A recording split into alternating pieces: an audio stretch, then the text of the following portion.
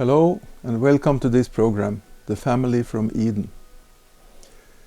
It has been a journey through the earliest days of history, and it's about to come to an end. This is the 10th and final episode. And today we shall meet the best known and perhaps greatest of all the early patriarchs, Abraham. In the ancestral timeline, we are now almost 2,000 years after creation, and it's 290 years since the great flood. And when that flood ended, Noah built an altar to sacrifice to God. God had kept his hand over them, over his family, through this most dramatic event in world history. And Noah and his family would now live on in a world that had changed completely. They were believers and wanted to pass their faith on to future generations. And that was a task that was as demanding at that time as it is today. How do things which you cannot see become so real that you believe in them? It didn't take long for Noah's children to start fighting each other, and the blood began to flow again, as it has done from the time of Abel. And some even introduced other gods. The sun god and the moon god were worshipped, and they were known under a variety of names. And it happened so soon after the flood that it is very likely that someone who were in the ark had probably practiced this in the old world. This idol worship spread. And just a couple of hundred years after the flood, many of the cities founded by Noah's children were dominated by people who worshipped the moon. This was a god that they could see and relate to. Noah was still alive when Shem's grandson in the 9th generation was born in the city of Ur, 227 years after the flood. He was named Abraham, after his maternal grandfather, but we know him best under the name that he got later, Abraham, which means father of many nations. In the gallery of biblical characters, Abraham has a unique position in the world of faith. He was chosen by God, and he became a father figure for a new generation of believers with unique promises and responsibilities. He made some mistakes, but we see that faith in God was most important to him. And he received God's grace and blessings and responded with faith and loyalty. So he became a role model for all who believes in the Creator. And in the Bible and also from other sources, we find a wealth of information about Abraham's life. We shall follow him through his younger years until he moved from Haran to Canaan. And most of the information comes from the Book of the Upright. The Bible tells us that Abram was born in a city called Ur of the Chaldeans. On today's maps of Iraq or Mesopotamia, we find a city called Ur, located in the southern corner, west of the Euphrates River, in the area that was once called Chaldea. But it is still disputed whether this was Abram's real birthplace. The place is called Ur-Kasdim in the Hebrew Bible. Chaldea has been added later by translators. The historical location of Ur-Kasdim is not fully established. In most Bible translations, Kasdim is rendered as Chaldea, the southern part of Mesopotamia. But this might prove to be wrong. The oldest evidence outside the Bible identifies the city of Ur with today's Urfa, or Sanli Urfa city in eastern Anatolia. The historian Josephus and Rabbi Maimonides both believe that this was Abraham's Ur, located east of the Euphrates on the border between Syria and Turkey. And there are many local traditions in eastern Anatolia that also link this place to Abraham's life. But still many scientists are of a different opinion. Now, extensive excavations were carried out at Tel al-Muqayyar in southern Iraq 100 years ago. And they found a great number of clay tablets that were engraved with cuneiform symbols. And the name of a king was impressed on many of the tablets. His name was Ur-Nammu. Now the archaeologists believed that they had finally found the biblical city of Ur of the Chaldeans. It was the English archaeologist Sir Leonard Woolley who first claimed to have found the city. With a team of 2 European archaeologists and 250 Arab workers, he had been searching for historical sites halfway between Baghdad and the Persian Gulf. In some places they had to dig down 8 meters to find the oldest layers of human settlements. There have been many floods through the centuries, and the floods have deposited silt and sand in the whole area. And the buildings that they found were made in the same period, and King Ur-Nammu had put his stamp on almost every brick. Finally they reached a level where the royal tombs were found, and a wealth of treasures including gold, jewelry and musical instruments appeared. The discoveries have immortalized Woolley, and with his great authority as an archaeologist, his conclusions were quickly adapted and accepted. So not much later, the name of Ur was printed on all new maps of southern Mesopotamia. Was this where Abram set out on a long journey with his then 145 years old father, feeble father Terah? Did they walk a distance of 600 miles before reaching Haran? I have my doubts. Abram had Canaan as his final destination. From Babylon, there is a much shorter caravan route to Damascus. This desert trail is called the Great Caravan Trail. And from Woolley's Ur, there is an even shorter route to Petra in Jordan, which is called the Way of the Wise, or the Trail of the 34 Wells. Would Abraham have taken his old father Terah on such a strenuous trip? In all honesty, this is not very likely. So let's investigate a little bit more about the location of Ur. A scientist who wishes to evaluate for himself the claims of Woolley will find that such evaluation is not very easy. Sir Leonard Woolley did not take systematic notes from his work, and those that do exist do not give sufficient support to verify his conclusions. There are, in fact, no independent verifications or confirmations for his conclusions. One cannot simply assume that Ur-Nammu and Ur-Kasdim mean the same thing when the meaning is unknown.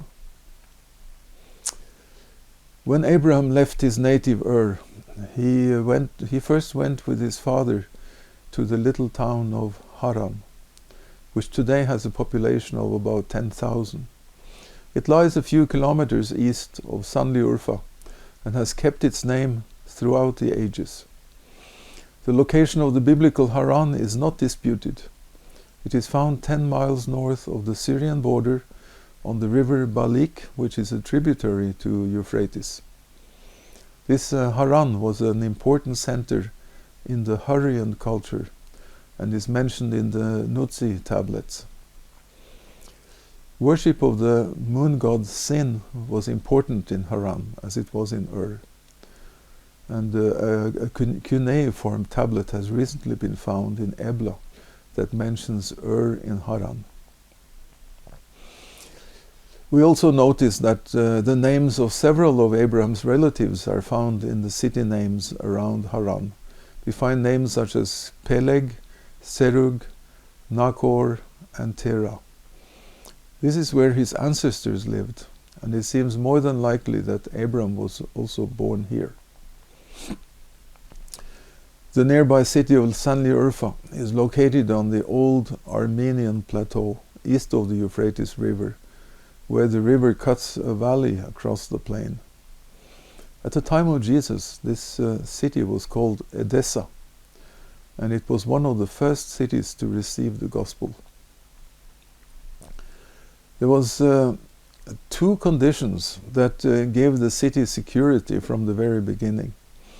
The natural fortification of a steep hill within the city gave protection against attacks. And the town also had a good water source flowing into a pond of the clearest water. The city was simply a wonderful oasis in the desert, and is located along the Silk Road and was of great importance in antiquity. It was an important trading center for goods from China and India and the Mediterranean region. I will place my bet that this was the old Ur-Kasdim, Abram's birthplace. The city of Haran, which Abram visited on his way to Canaan, is nearby, only 3 miles to the south. Haran has retained its name through the ages, and excavations confirm this. This is where Abraham took his father when he left Ur, and where God spoke to him about leaving his country. So we have support in the Bible that Ur and Haran were in the same country. The Book of Jubilees suggests that Ur was built by Kesed's son Ur about 200 years earlier. And from the very beginning, the city was a center for idolatry and immorality. And this Kesed, he was a descendant of Japheth, the son of Noah. In the Book of Jubilees we read, "And Ur, son of Kesed, built the city Ur-Kasdim and named it after himself and his father." So the best interpretation of Ur-Kasdim is Ur for Kesed's family. Ur named the city after himself and his father, and then the addition Kasdim must be derived from Kesed. So it has no geographical significance, at least not Chaldea. But what's the significance of all this?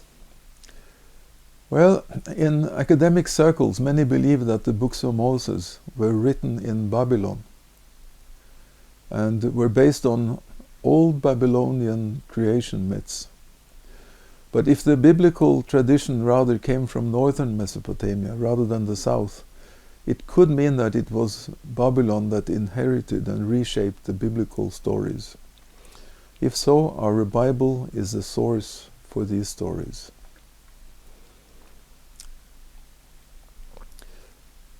The Book of the Upright tells the story of Abraham's life. When he was born, 292 years had passed since the flood, and a tyrant was ruling the world. His name was Nimrod. He is acclaimed as the father of all the occult sciences. The first skyscraper was under construction, the Tower of Babel. Now Abraham's father, Terah, was employed in Nimrod's court. He had been promoted to chief officer, and Abram was born some years later than his brothers Haran and Nachor, after his father had turned 70.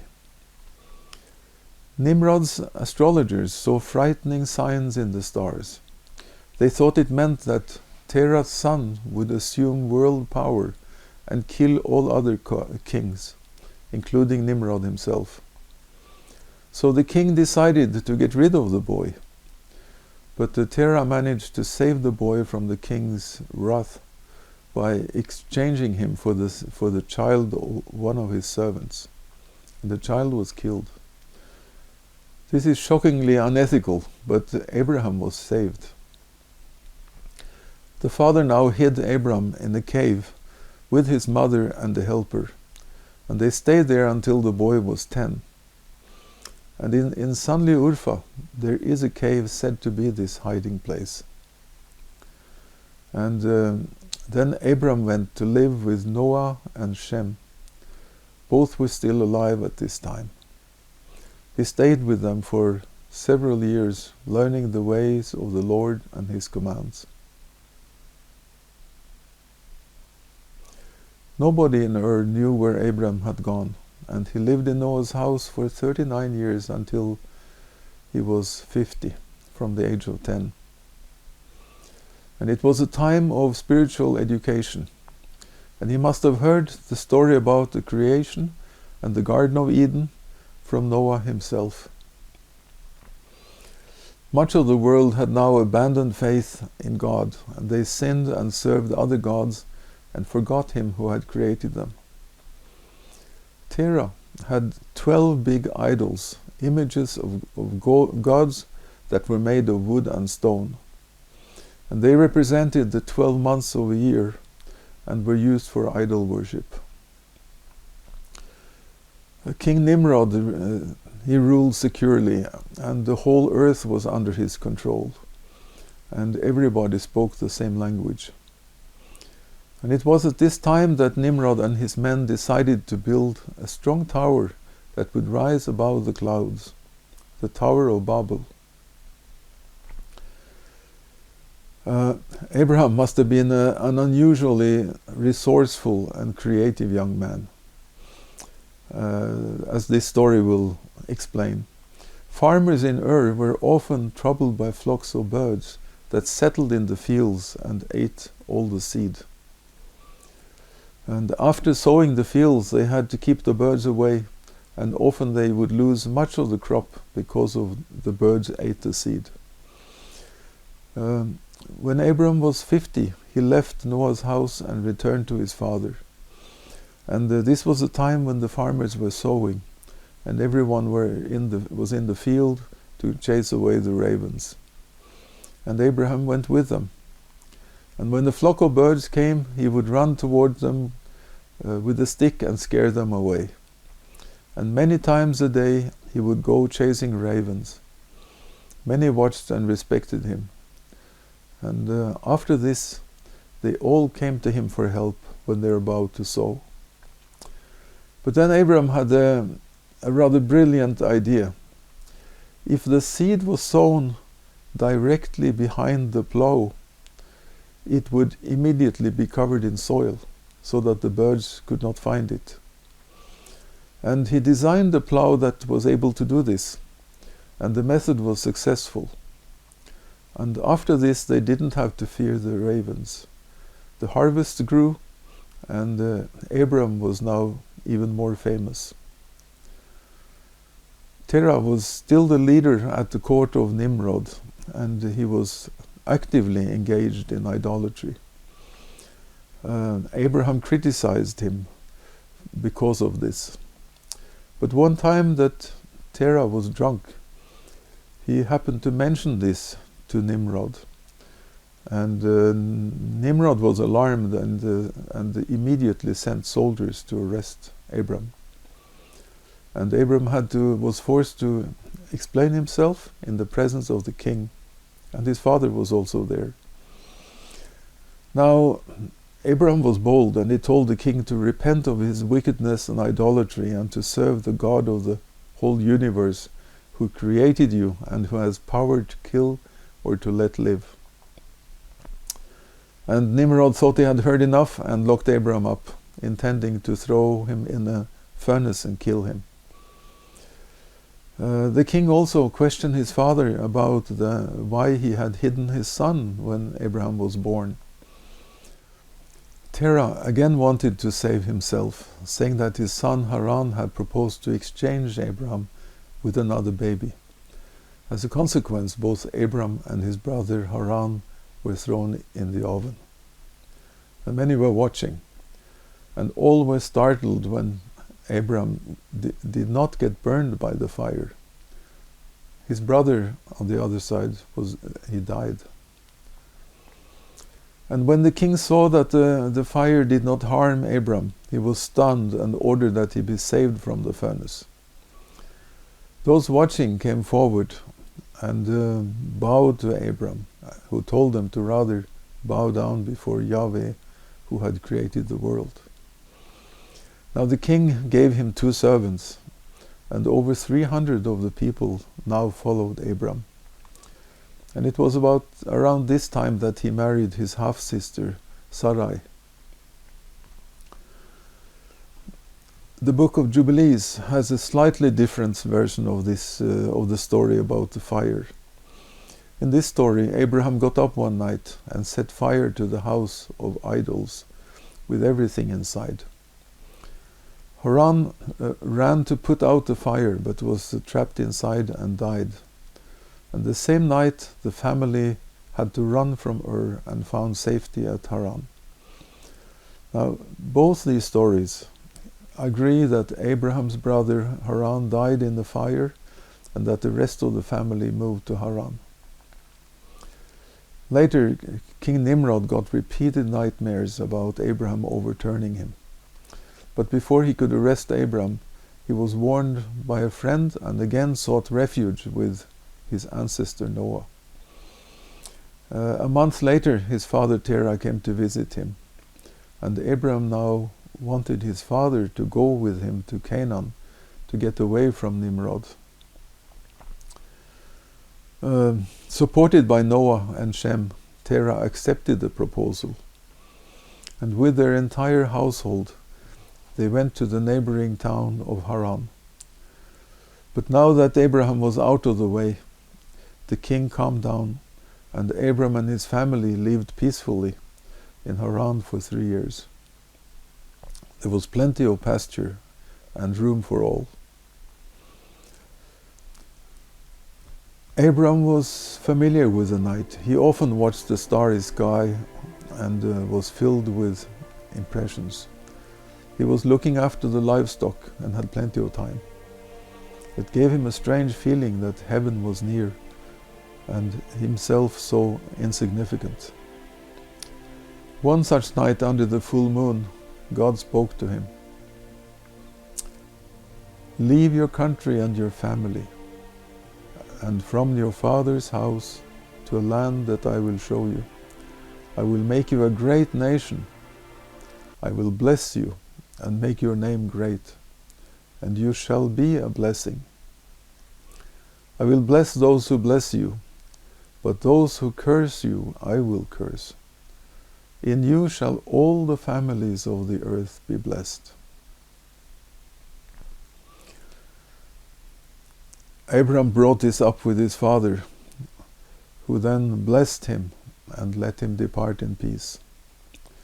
So Terah decided that he would rather stay in Haran, and Abram himself was now 75 years old. So they set off to the promised land, Abram, Sarai, and their nephew Lot. And here begins the historic journey to Canaan and everything that happened later. But our journey ends here, and we must leave Abram. The new world is about to be established on the ruins of the flood. Almost 700 years have passed. Important new cultural centers have appeared, and the world's population is approaching the first million. With the arrival of the Semitic peoples come new great promises of God's blessing. Tribal affiliation was important for these early societies. In our time, the lines are blurred. Migrations, wars, and periods of distress have mixed the population. And new cultures arise defined by their religions. And after hundreds and thousands of years, all has changed. By going back to the beginning, we learn that we all, in the deepest sense, belong to the same family, the one that came out of Eden. My hope with these programs has been to show that we have not changed much as human beings. All our genes, all the DNA, come from Noah and his immediate family. They were like us, for better or worse. The human experience, thoughts, feelings, and our deepest longings were the same then as now. Many of the stories in Genesis are difficult to understand and even harder to accept. And some have lost their faith when the Bible was criticized as unrealistic and unscientific. How could Methuselah have lived to be 969 years old? How could the whole world be submerged in water? Who can believe this? So we have tried to explain that these stories are more credible than you might think. If we should not hit the mark completely, we have at least given possible explanations for things that for many seem to be unbelievable. Genesis is not a problem for faith. It is just that they lived under conditions very different from ours. Now, I want to thank you, my viewers, for coming with me on this trip through time. I don't expect you to agree with me in all I have said, but it would please me if these programs could stimulate an interest in life's important questions. Who are we? Where do we come from? What is the purpose behind it all? So I wish you good luck and thank you. God bless you and goodbye.